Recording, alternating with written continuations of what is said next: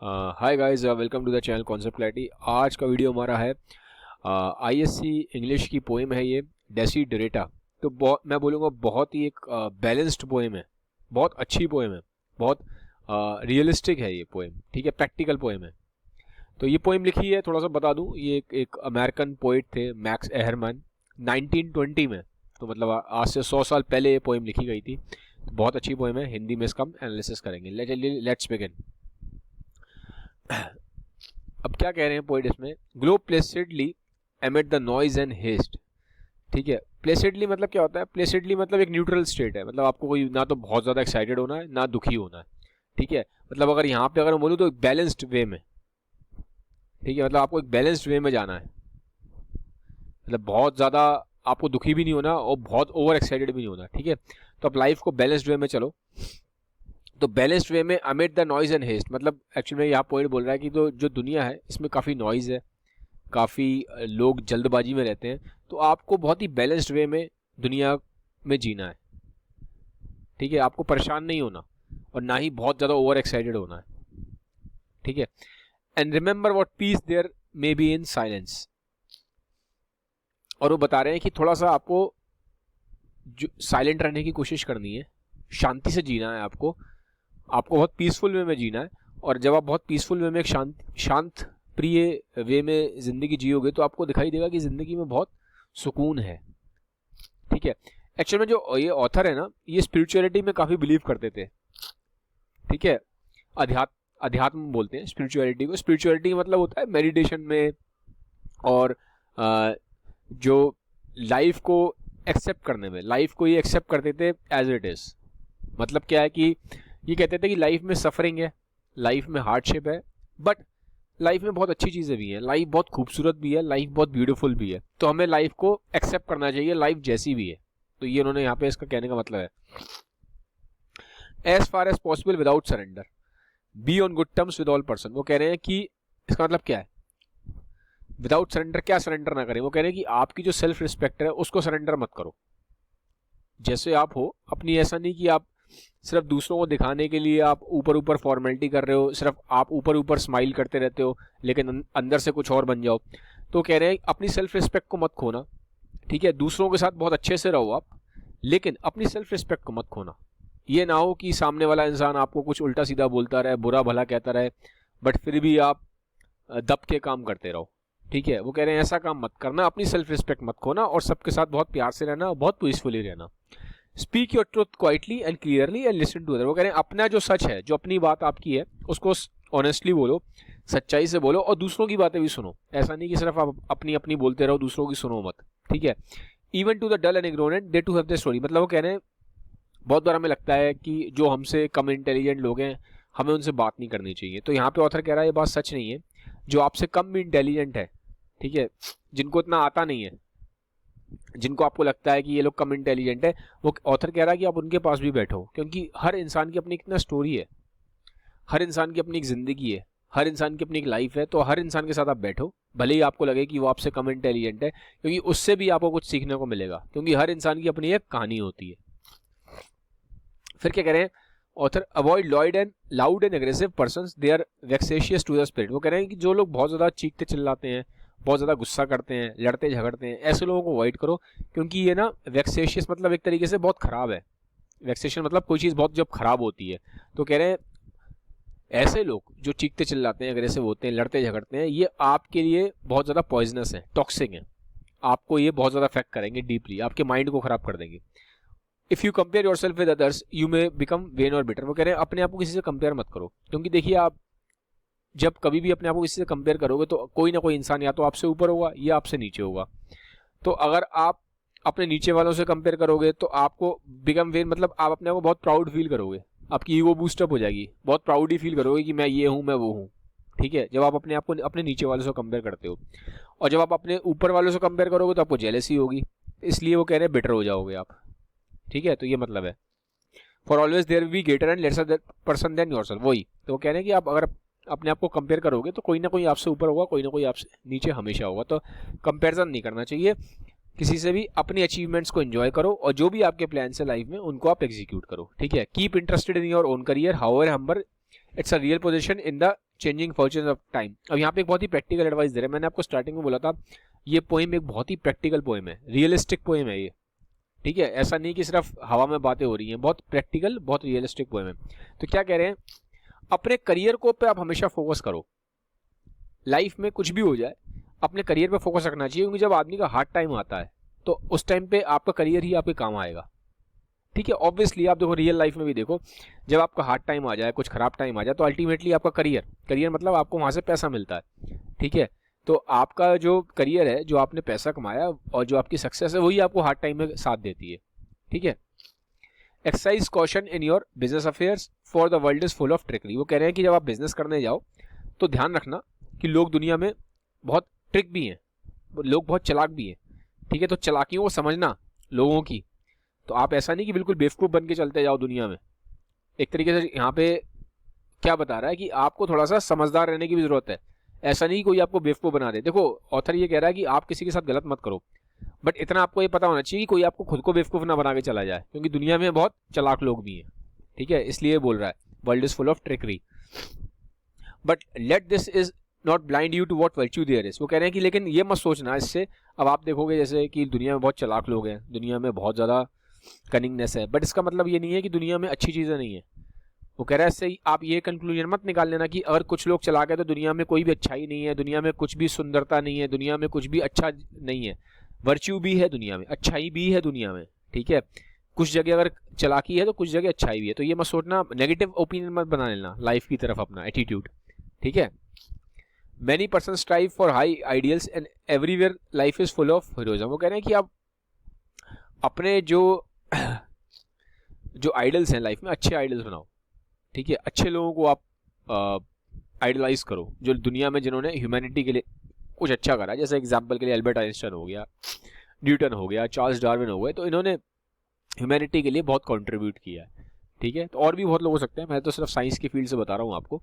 तो कह रहे हैं अच्छे लोगों को आप फॉलो करो, ताकि आप लाइफ में आपके क्योंकि जिन लोगों को आप फॉलो करते हैं फिर वैसे ही आपके थॉट्स बनते जाते हैं, क्योंकि जिनको हम फॉलो करते हैं हम कहीं ना कहीं वैसा बनना चाहते हैं।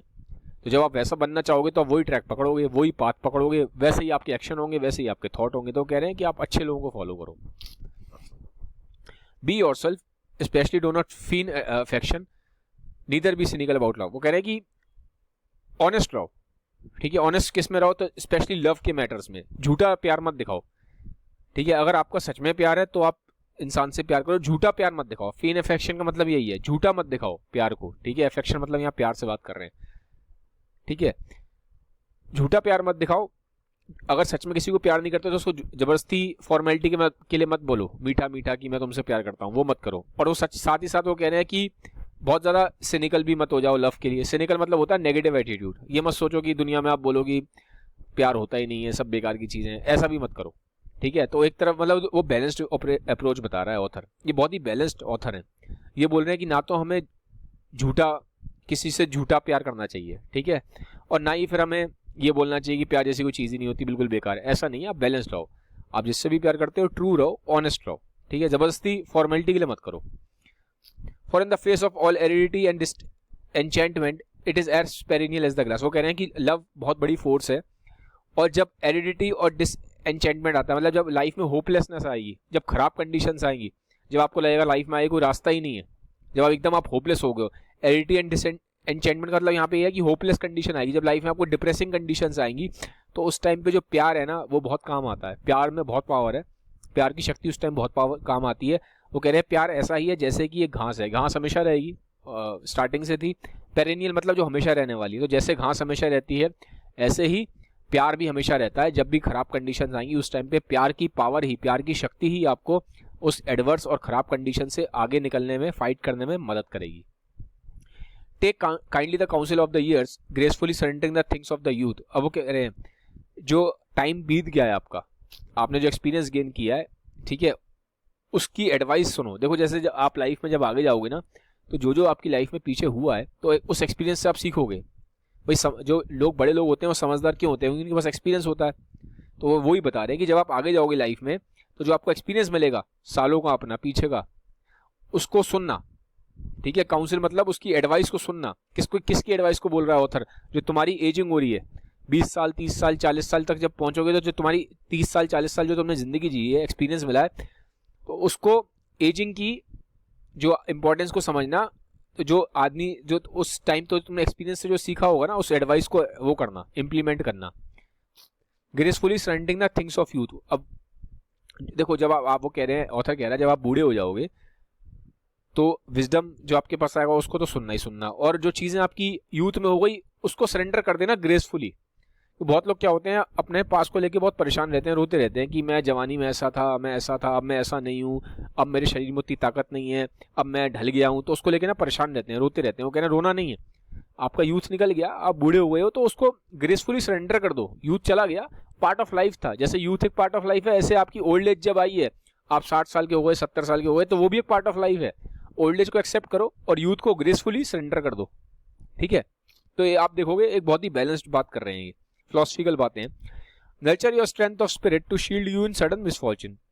वो कह रहे हैं अपने स्पिरिट मतलब अपनी आत्मा को स्ट्रांग बनाओ, अंदर से स्ट्रांग बनो, ठीक है, अंदर से स्ट्रांग बनो, ताकि जब लाइफ में कुछ खराब कंडीशन आए ताकि तुम उसको फेस कर पाओ। आप बाहर से मान लीजिए बहुत स्ट्रांग बन गए, आप जिम जा रहे हो, आप मसल्स बना रहे हो, लेकिन अंदर से आपकी जो स्पिरिट है वो वीक है, तो अब क्या होगा, लाइफ में कभी भी कुछ मिसफॉर्च्यून आएगा। देखो, लाइफ हमेशा कभी अच्छी नहीं होती कि 100% पूरी जिंदगी आपकी बहुत अच्छी चले, बहुत कुछ लोग होते हैं, ठीक है, बट मेजॉरिटी की लाइफ में कुछ ना कुछ स्ट्रेस या प्रॉब्लम्स आती हैं कभी ना कभी, ठीक है। किसी ना किसी की, इंसान की, आपकी जो क्लोज वंस होंगे उनकी डेथ होगी, ठीक है, रिलेटिव्स की डेथ होती है, पेरेंट्स की डेथ होती है, हमारे सिबलिंग्स की डेथ होती है। तो कह रहे हैं कि मिसफॉर्च्यून कभी ना कभी लाइफ में आपके आएगा, करियर में भी आएगा, आपकी खुद की हेल्थ में भी आएगा। तो अगर आपकी स्पिरिट अंदर से वीक है तो आप उस मिसफॉर्च्यून को ना बियर नहीं कर पाओगे, उसको फेस नहीं कर पाओगे। तो अंदर से भी वो कह रहे हैं अपनी जो आत्मा है उसको स्ट्रेंथ दो, उसको स्ट्रांग बनाओ। But do not distress yourself with dark imaginings, many fear are born of fatigue and loneliness. वो कह रहे हैं कि अब ऐसा भी नहीं मत करना कि पूरे टाइम हमेशा नेगेटिव सोचते रहो। डार्क इमेजिनिंग मतलब इमेजिनेशन पूरे टाइम अपनी डार्क मत करना, क्योंकि इंसान की आदत है जब वो सोचता है तो बहुत ज़्यादा नेगेटिव सोचता रहता है, बैठे बैठे कुछ ना कुछ नेगेटिव सोचेगा। तो पूरे टाइम वो कह रहे हैं नेगेटिव मत सोचना, इतना डार्क मत इमेजिन करने लग जाना कि सब कुछ नेगेटिव ही होगा, आगे सब कुछ खराब होगा, ऐसे मत सोचना।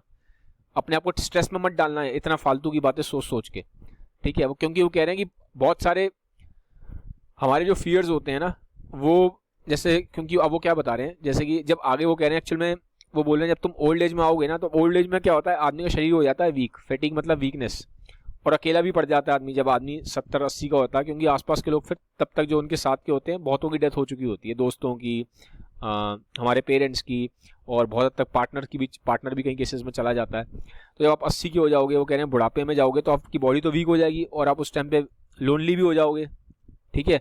तो कह रहे हैं उस टाइम पे डरना मत, क्योंकि बहुत सारे वो कह रहे हैं डर हमारा जब शरीर वीक होता है और जब हम अकेला फील करते हैं तो हमारे अंदर ना बहुत सारे डर पैदा हो जाते हैं। तो यहाँ पे ना एक्चुअल में एक तरीके से ओल्ड लोगों को एडवाइस दे रहे हैं कि जब आप आगे जाओ, जब आपकी एजिंग हो जाए, किसी भी इंसान की वो कह रहे हैं जब एजिंग होती है, जब वो आगे बुढ़ा होता है, तो जब वो वीक होता है और जब वो अकेला पड़ता है तो ना फिर वो डरना शुरू हो जाता है। वो कह रहे हैं डरना मत उस टाइम पे, ठीक है। तो ये एडवाइस दे रहे हैं उन लोगों के लिए जिनकी एजिंग होगी आगे। तो ये एडवाइस हम सबके लिए भी है, क्योंकि बूढ़ा हमने भी होना है, ऐसा नहीं कि हम लोग बूढ़े नहीं होंगे, ठीक है। तो आप भी बूढ़े होंगे, मैं भी बूढ़ा होऊंगा, सब बूढ़े होते हैं। तो वो ये एडवाइस तब बहुत काम आएगी। Beyond a wholesome discipline B gentle with yourself. वो कह रहे हैं लाइफ में एक डिसिप्लिन बना के रखो, डिसिप्लिन होना चाहिए, किस टाइम हमें कैसे हमें उठना है, सोना है, खाना है, पीना है, काम करना है, ठीक है, कैसे लोगों के साथ टाइम स्पेंड करना है, एक डिसिप्लिन आपका होना चाहिए। बट वो कह रहे हैं डिसिप्लिन में पागल मत हो जाना, थोड़ा अपने साथ जेंटल भी रहना, इतना भी हार्ड मत हो जाना कि बिल्कुल कि आप बिल्कुल ही डिसिप्लिन हो गए, आप लाइफ जीना ही भूल गए। थोड़ा सा अपने साथ जेंटल भी रहो, सॉफ्ट भी रहो।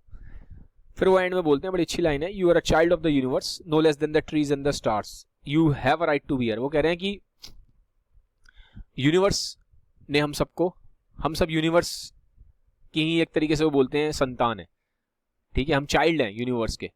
वो कह रहे हैं जैसे कि यूनिवर्स के चाइल्ड कौन कौन है, यहाँ पे वो कंपेयर करते हैं स्टार से, ट्रीज से। तो जैसे ट्रीज है, जैसे स्टार है, ये सब यूनिवर्स के अंदर ही तो है, यूनिवर्स के ही चाइल्ड बोल रहे हैं।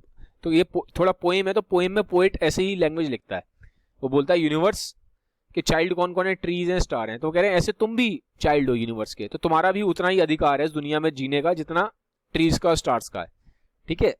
And whether or not it is clear to you, no doubt the universe unfolding as it should. वो कह रहे हैं भले ही तुम इस बात को पहचान पाओ या ना समझ पाओ कि तुम यूनिवर्स के चाइल्ड हो, बट यूनिवर्स हमेशा तुम्हें इस चीज का एहसास दिलाता रहता है कि तुम यूनिवर्स के चाइल्ड हो, क्योंकि देखो बहुत, अब ये देखो ना, बहुत स्पिरिचुअल बात कर रहे हैं, ठीक है। स्पिरिचुअल बात क्या कर रहे हैं नॉर्मली, कि जैसे कि अब जब इंसान मर जाता है, ठीक है, जब इंसान मर जाता है तो हम क्या बोलते हैं कि इंसान वापस गॉड के पास चला जाता है या यूनिवर्स की एनर्जी में मिल जाता है, हम जैसे कहते हैं पंच तत्व में विलीन हो जाता है। तो अल्टीमेटली वो ये कह रहे हैं कि इंसान यूनिवर्स से ही निकला है, और जब यूनिवर्स से निकला है तो इंसान यूनिवर्स का चाइल्ड है, भले ही इंसान इस बात को एडमिट करे या ना करे। तो बहुत से लोग एडमिट ही नहीं करते इस बात को, ठीक है। जो बहुत ज़्यादा एक्सेस में साइंस में चले जाते हैं वो इन चीज़ों को एक्सेप्ट नहीं करते। वो कहते हैं कि स्पिरिचुअलिटी ये सब चीज़ें, ये सब बेकार की बातें हैं, वो कहते हैं सिर्फ साइंस ही है, ठीक है। तो वो यहाँ पे वॉर्न कर रहे हैं कि भले ही तुम इस बात को मानो चाहे मत मानो, बट तुम चाइल्ड तो यूनिवर्स के ही रहोगे, और यूनिवर्स ये चीज़ तुम्हें बार बार एहसास दिलाता रहेगा कि तुम यूनिवर्स के चाइल्ड हो। जिंदगी भर बार बार स्टार्स के थ्रू और ट्रीज के थ्रू और पानी के थ्रू, समुंदर के थ्रू, सन के थ्रू, यूनिवर्स बार बार ये एहसास दिलाता है कि इंसान यूनिवर्स का बच्चा है, चाहे इंसान इस बात को एक्सेप्ट करे चाहे ना करे, ईगो में आके, ठीक है। फिर ये लास्ट का पैराग्राफ है, therefore be at peace with God whatever you conceive him to be. वो कह रहे हैं भगवान के साथ आप एक अपना रिश्ता बना के रखो, ठीक है।